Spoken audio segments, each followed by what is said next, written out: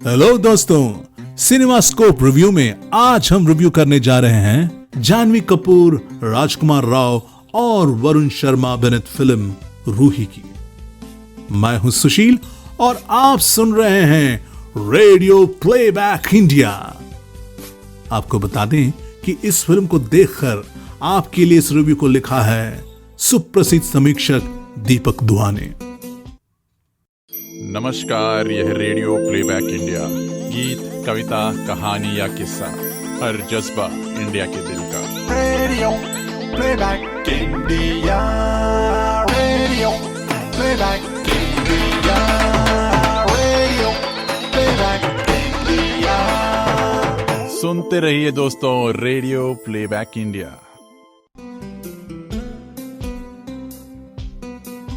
तो दोस्तों, रूही की कहानी कुछ इस तरह से खुलती है।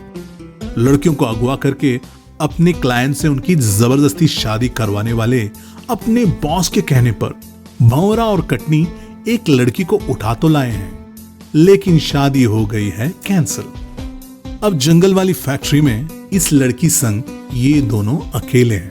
दिक्कत दरअसल ये है कि ये लड़की कभी तो नॉर्मल रहती है और कभी इसमें घुसाता है भूत। ओ सॉरी, भूत नहीं, भूतनी, और वो भी सीनियर वाली यानी चुड़ैल।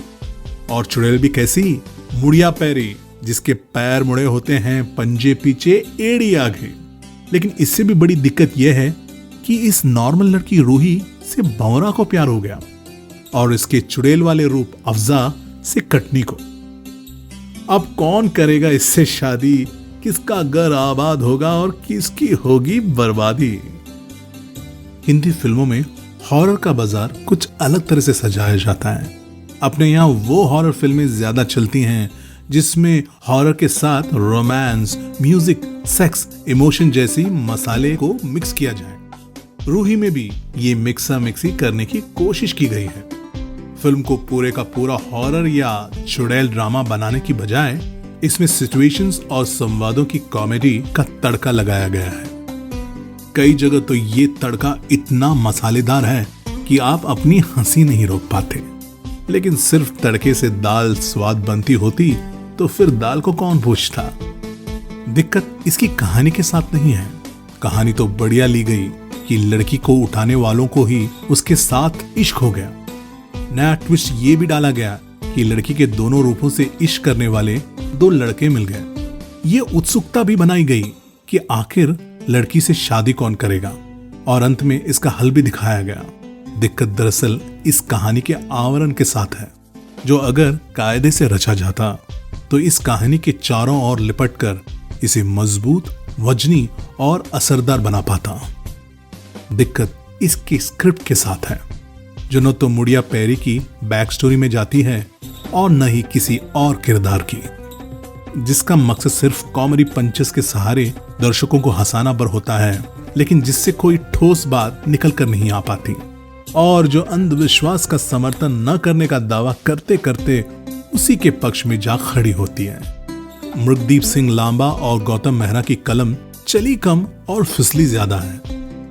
फिल्म के किरदार हालांकि दिलचस्प रचे गए हैं। बवरा पांडे तुतलाता है, हालांकि पूरी तरह से टोटलाता नहीं, बस त बोलता है।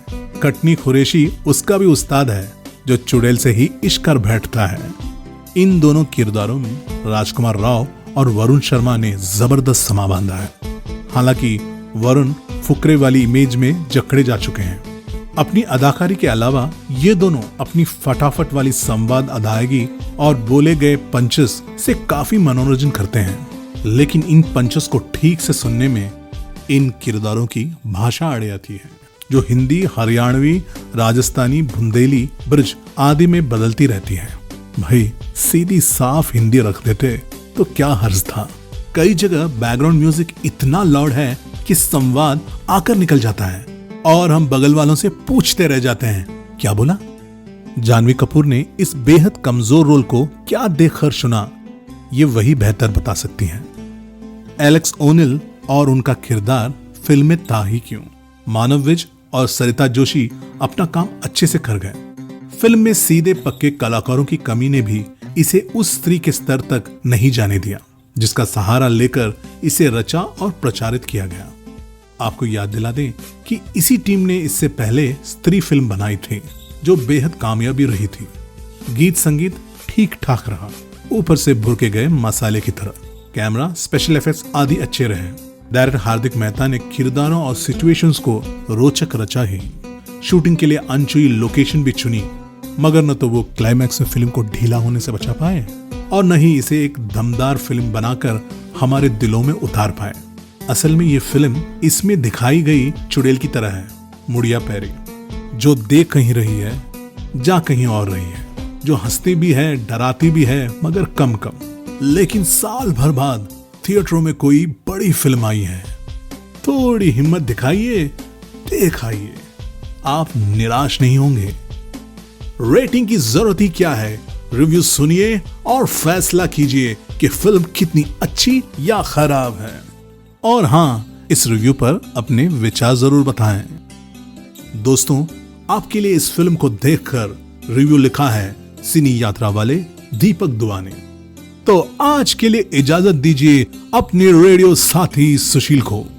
मिलते हैं अगले सप्ताह एक नए रिव्यू के साथ। नमस्कार।